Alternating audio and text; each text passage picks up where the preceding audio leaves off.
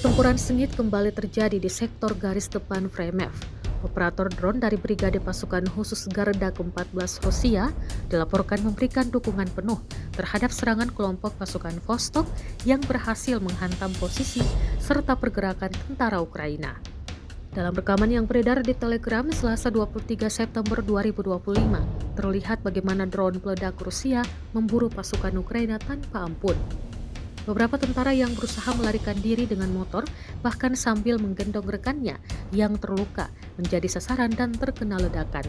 Upaya lainnya untuk bersembunyi tak mampu menghindarkan mereka dari serangan udara presisi tersebut.